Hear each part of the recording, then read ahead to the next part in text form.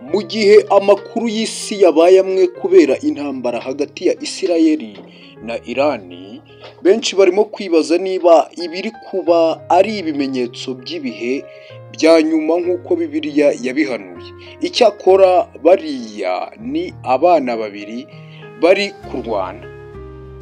Abahanga mu by'ubuhanuzi, abayobozi b'amadini n'abasomyi b'ijambo ry'Imana barimo gusuzuma impamvu, inkomoko n'icyerekezo cy'uyu mujyo w'amakimbirane ahanganishije isi ku babishaka n'abatabishaka. Igitangaje ni uko intambara imeze nk'iy'abana babiri bo ku bagore babiri ku mugabo umwe bari gushwana kandi bahereye kera cyane.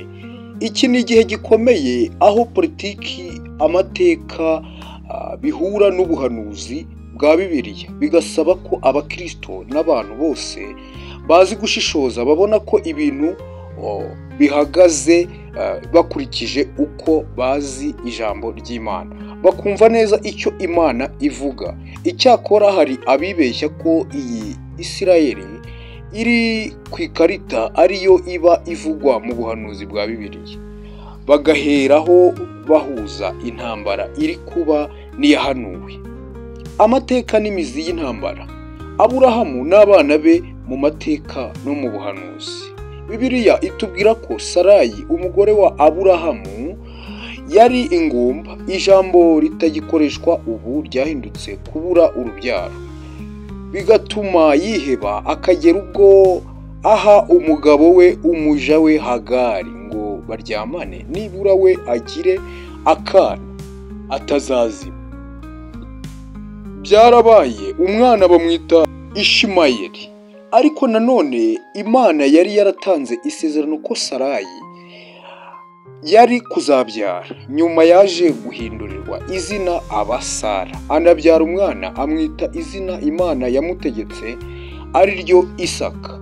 Isaka na Ishimayeli bari abana ba Aburahamu, ariko bakomokaga ku bagore babiri batandukanye. Isaka yari umuhungu wa Sara, umugore wa Aburahamu. Ishimayeli akaba umuhungu wa Hagari, umuja wa Sara. Imana yari yarasezeranye na Aburahamu ko umwana wari kuzabyarwa na Sara ariwe Isaka azaba umwana w'isezerano, akazagirira umugisha ubwoko buzakomoka kuri we aribwo Abisirayeli. Isaka amaze gucuka ku ibere, Aburahamu yakoresheje ibirori by'uko umwana acutse. Muri ibyo birori habaye ikintu cyatumye Sara agira umujinya mwinshi, agasaba ko Hagari yirukanwa we n'umwana we Ishimayeli. Itangiriro igice cya 21 umurongo w'8 kugeza ku wa 10. Umwana arakura aracuka. Ku munsi Isaka yacukiyeho, Aburahamu ararika abantu benshi arabagaburira. Sara abona umuhungu wa Hagari, umunyegiputakazi, uwo yabyaranye na Aburahamu, abaseka.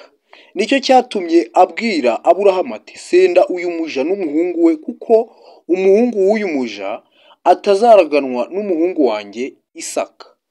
Umurongo wa 9 ku ijambo guseka. Izindi Bibiliya zikoresha gutoteza, kunyega, gupinga cyangwa gutesha agaciro. Ishimayeli ari we uvaho ubwoko bwa Irani cyangwa se abanya-Irani, yasetse Isaka, ubwo Isirayeli, bituma amakimbirane azamuka bya nyabyo. Noneho Imana yabwiye Aburahamu ko agomba kurekura Hagari na Ishimayeli bakagenda nk'uko Sara yabisabye, kuko isezerano ry'ingenzi ryari kuzava ku muhungu we Isaka yabyaranye na Sara. Intangiriro igice cya 21 umurongo wa 9 kugeza ku wa 14. Ishimayeli yirukananwe na nyina, ariko Imana ntiyamwirengagiza, ahubwo yamusezeranyije ko azavamo igihugu kinini, amaboko ye agakomera, akazaba se w'ibihugu bikomeye. Ni ukuvuga Abanyamisiri n'Abarabu bivugwa ko bakomoka kuri Ishimayeli. mu gihe Isaka ari we wari umwana w'isezerano, Ishimayeli na nyina bashyizwe kure, ariko bose Imana yabahaye umugisha utandukanye, bagira n'amateka yihariye yavuyemo kuba abanzi kugeza ubu. Bivuze ko Aburahamu yari abaye se w'abantu babiri bakomeye, Isaka na Ishimayeli. Isaka niwe wakomotseho Abisirayeli, naho Ishimayeli akaba umuvandimwe wa Isaka, akaba se w'Abarabu. Ibi byatumye haba urugomo hagati y'abana babo n'ibihugu byabo. Izi ntambara z'imiryango zatumye akarere k'iburasirazuba bwo hagati karangwa n'amakimbirane akomeye hagati y'ibihugu bihanganye. Uko Ubuperesi cyangwa Perisiya ari bwo Irani bwigeze gufasha Isirayeli, nyuma bukaza kuba umwanzi ukomeye, icyo Bibiliya ibivugaho ku mubano w'ibi bihugu. Nk'uko amateka abigaragaza, Irani yari izwi nk'Ubuperesi mu bihe bya kera. Yagize uruhare runini mu mateka y'ubwiyunge no gukiza Isirayeli. Ariko noneho tukaba tubona uyu mubano warahindutse burundu, ugasimburwa n'urwango rwabaye ubukana. Ubuperesi bwa kera, umufasha wihariye wa Isirayeli. Mu mwaka wa 538 mbere y'ivuka rya Yezu Kristo, umwami Kuro w'Abaperesi, Cyrus the Great, yigaruriye ubwami bwa Babuloni maze afata icyemezo cy'amateka. Yemereye Abisirayeli bari barajyanyweho bunyago gusubira mu gihugu cyabo no kongera kubaka urusengero rw'Imana rwari rwarasenywe. Ibi byanditswe mu gitabo cya Ezira, igice cya mbere, umurongo wa mbere kugeza ku wa 4, aho Kuro avuga ko Imana y'ijuru yamutegetse kubaka urusengero i Yerusalemu. Ezira igice cya mbere umurongo wa 2, Kuro umwami w'Ubuperesi aravuga ati: Uwiteka Imana nyir'ijuru yangabiye ibihugu by'abami bose byo mu isi, kandi yanyihanangirije kuyubakira inzu i Yerusalemu mu Buyuda. Kubera iki gikorwa, Yesaya 45 umurongo wa 1 amwita uwasizwe n'Uwiteka, agereranywa nk'umucunguzi nubwo atari Umuyuda. Aha niho tubona ko Ubuperesi bwa kera bwari inshuti, bukaba n'umufasha ukomeye wa Isirayeli. Uko Ubuperesi bwaje kuba umwanzi wa Isirayeli. Nyuma y'igihe abami b'Abaperesi barahindutse, bamwe ntibakomeza uwo mubano mwiza na Isirayeli. Hashize imyaka myinshi, Irani yahinduye imyumvire binyuze mu mpinduramatwara ya Isilamu mu 1979, ubwo Ayatollah yafataga ubutegetsi maze igihugu kikava ku buyobozi busanzwe kikajya mu buyobozi bw'abanya-Isilamu b'Abashiti. Icyo gihe Irani yatangiye gukoresha amagambo akakaye kuri Isirayeli, harimo kuyita shitani ntoya, ikaba igaragaza ko idashobora kubana nayo mu mahoro. Uyu munsi Irani ni kimwe mu bihugu bishyigikira imitwe nka Hamas na Hezbollah ihora mu ntambara na Isirayeli.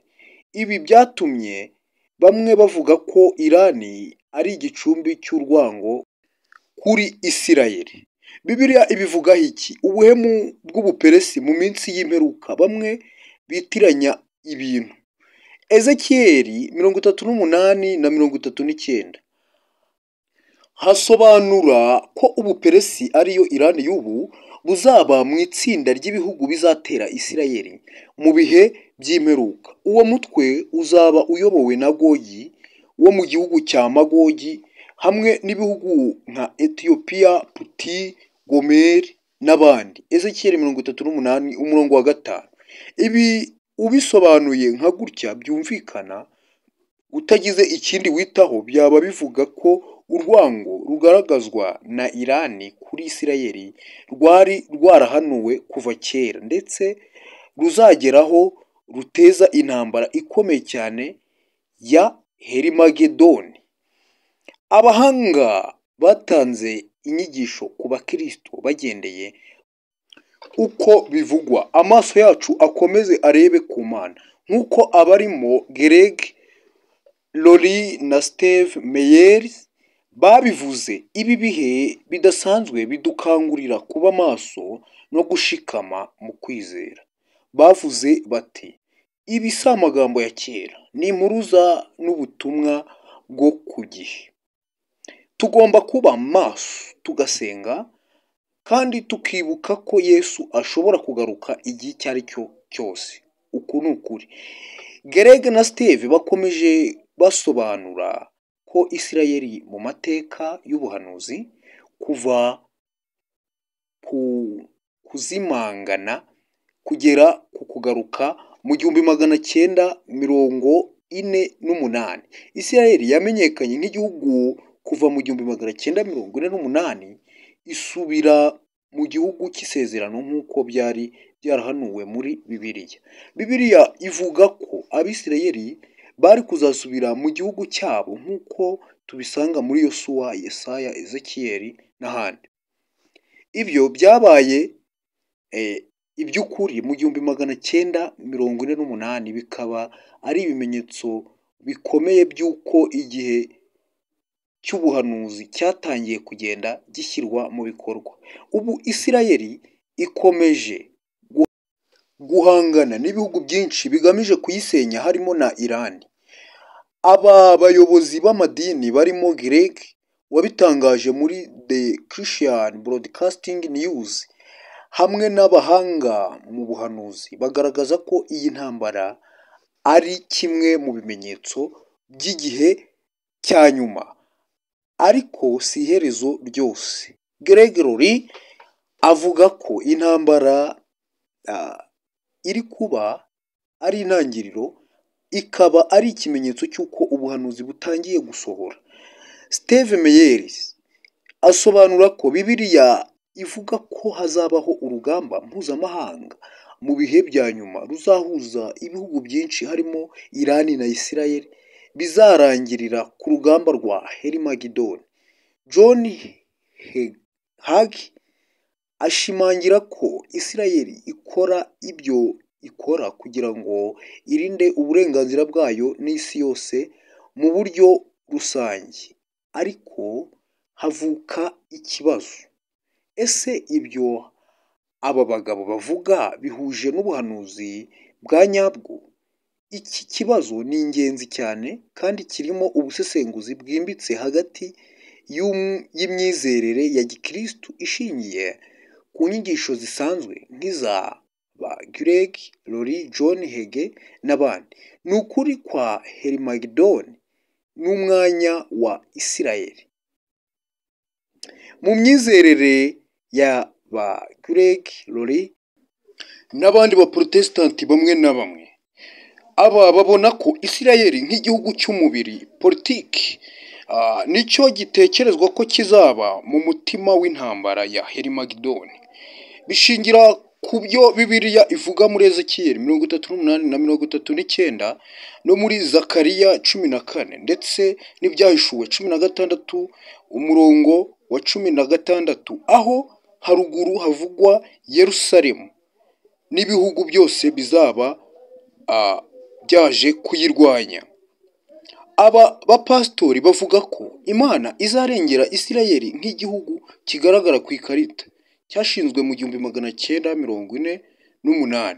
Hari igihe gikomeye gitegereje Isirayeli mbere y'uko Yesu agaruka. Herimagedoni ni intambara izahuza ibihugu binyuranye na Isirayeli, aho Yesu azaza arwanira ubwoko bwe.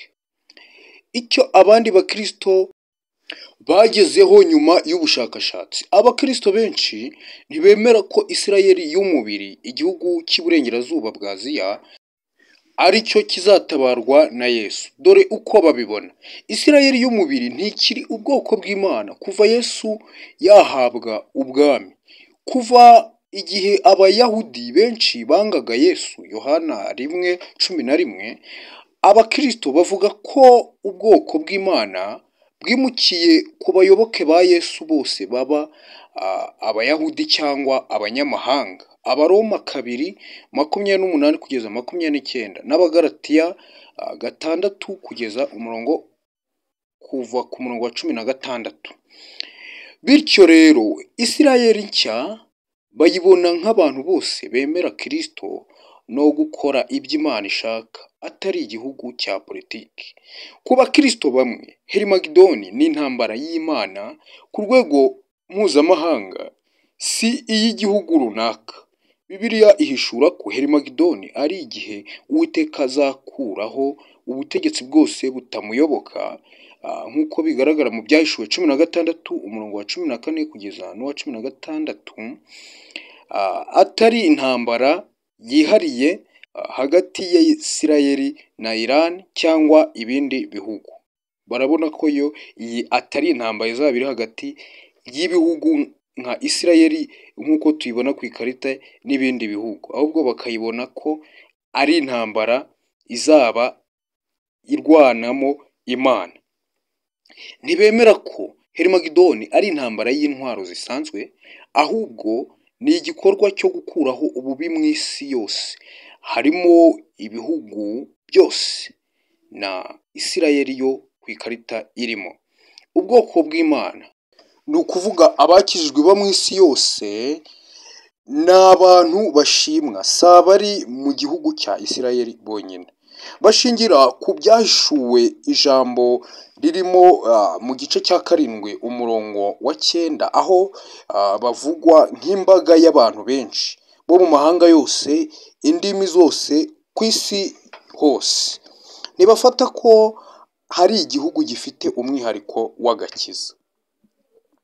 Rory Gregg wo muri Leta Zunze Ubumwe za Amerika, uyu ni senior pastor wa Harvest Christian Fellowship muri California. Imyumvire ye kuri iyi ntambara reka turebe iyo ari. Gregg Rory avuga ko ibyo Isirayeli irimo n'ibitero bivuye kuri Iran n'imitwe yifatanya nayo nka Hamas na Hezbollah bihuye n'ibyahanuwe muri Ezekiyeli ibice 38 na 39, aho Magogi azatera Isirayeli. Iran ayihuza na Persia yo muri Bibiliya. Asobanura ko ibi ari ibimenyetso byegereza intambara ya Herimagidoni. Aragira ati, turimo kubibona ko ari intangiriro y'ibizakurikirwa no kugaruka kwa Yesu. John Hagee nawe wo muri Amerika, umuyobozi wa Cornerstone Church muri Texas muri Leta Zunze Ubumwe za Amerika nyine, umushinga uzwiho wa Christians United for Israel CUFI. Imyumvire ye kuri iyi ntambara reka nawe turebe ngo ni iyihe. Ni umwe mu bantu bashyigikiye bikomeye Isirayeli ku rwego rwa Bibiliya na politiki. Yigisha ko Iran izafatanya n'Uburusiya n'ibindi bihugu kugaba igitero kuri Isirayeli nk'uko byahanuwe. Herimagidoni ayifata nk'intambara nyakuri izabera i Megido mu gihugu cya Isirayeli. Inyigisho ye nk'uko biri mu binyamakuru bitandukanye, Bibiliya yavuze ko Iran izatera Isirayeli, kandi turabibona ku mugaragaro muri iki gihe. Amir Tsarfat wo muri Isirayeli nawe reka turebe uko abibona. Uyu ni umuyobozi wa Behold Israel, akaba ari n'umuhanuzi w'umwigisha wa Bibiliya, akomoka muri Isirayeli nyine. Imyumvire ye kuri iyi ngingo, yari umusirikare mu ngabo za IDF, Israel Defense Force, none ubu yigisha ubuhanuzi bushingiye ku bihe. Avuga ko Iran ishyira mu bikorwa ibyo Bibiliya yahanuye.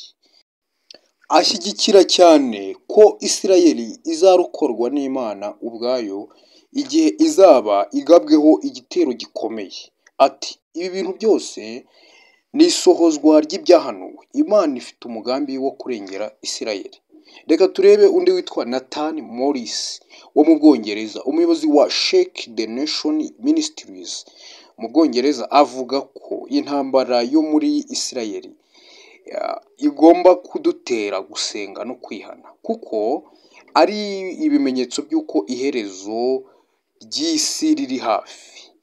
Ntavuga cyane kuri Irani, ariko ashimangira ko ibintu byose biri mu murongo wa Bibiliya. Ati Imana iratwibutsa ko turi mu bihe bya nyuma, tugomba kwitegura.